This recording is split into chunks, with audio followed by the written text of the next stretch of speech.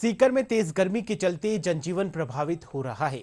गर्मी और लू के कारण स्कूली बच्चों को दिक्कतों का सामना करना पड़ रहा है। दोपहर के समय शहर की सड़कें सूनी नजर आ रही है। जिला कलेक्टर कमर चौधरी ने बताया कि बढ़ती गर्मी को देखते हुए सरकारी और गैर सरकारी स्कूलों के समय में परिवर्तन किया गया है। जिला कलेक्टर ने लोगों से एहतियात बरतने की अपील की है।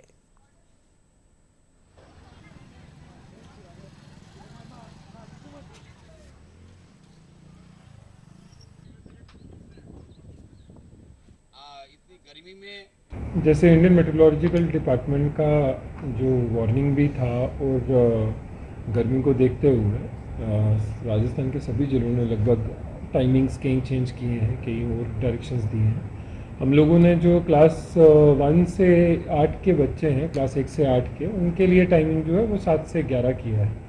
और गर्मी को देखते हुए और अगर ज़्यादा बढ़ती है तो हम आगे का डिसीजन लेंगे कि आगे किस तरीके से टाइमिंग चेंज करनी है या क्या निर्णय लेना है, वो अकॉर्डिंगली। पानी ज़्यादा से ज़्यादा लें। बॉडी में कोई चेंज दिखे तो छाँव में बैठें, पानी पिएं, या ज़्यादा लगे तो डॉक्टर को तुरंत संपर्क करें। लू के जो बेसिक सिम्टम्स होते हैं उनको देखते हुए आप लोग ज़रूर उनका ध्यान रखें और जो हम देसी नुस्खे घरों में यूज़ करते हैं उनका पूरा सेवन करें। आई होप आप प्रशासन के साथ आप भी कोऑपरेट करेंगे और हम लोग इस जो चैलेंज है इसको फेस करने के लिए मिल के ये प्रयास करें। पिछले 4 दिनों से गर्मी चरम पर है। हीट वेट हो रहा है। दिन भर व्यापारी बैठे रहते हैं, ग्राहकों का टोटा पड़ा रहता है क्योंकि बाहर के व्यापारी इस गर्मी को झेल नहीं पाते, ना ग्राहक आते हैं। इसलिए सबको परेशानी हो रही है। जानवर, पशु, पक्षी, सबको गर्मी में परेशानी रहती है।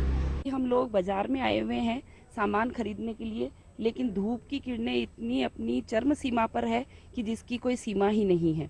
तो इसके लिए बचाव के लिए अभी तो हम कुछ भी नहीं लेके आए हैं, लेकिन पेड़ के नीचे खड़े हो रहे हैं या हमें पानी वानी पी रहे हैं। तो इसके बचाव के लिए हम सभी लोगों को खाने पीने की विशेष ध्यान देना पड़ेगा। साथ ही साथ पानी है, नींबू पानी है और ये जो तरबूज है, कैरी का पानी है, ये हमको लेना पड़ेगा।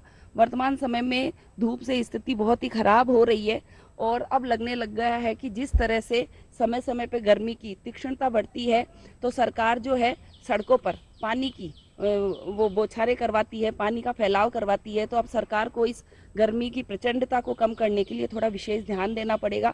हम लोगों को तो पूरी तैयारी के साथ आना ही है। अगर नहीं तैयारी के साथ आएंगे तो इस तेज धूप में डायरिया होना आम बात है या फिर चक्कर आकर गिर जाना एक नॉर्मल है। तो बच्चों में डायरिया, वॉमिटिंग जैसी प्रॉब्लम्स बहुत ज़्यादा होती हैं। तो बच्चों को हमेशा घर से निकालें तो आप पानी की बोतल जो है वो उनके साथ में दें या नींबू पानी है ऐसा कुछ उनको दें।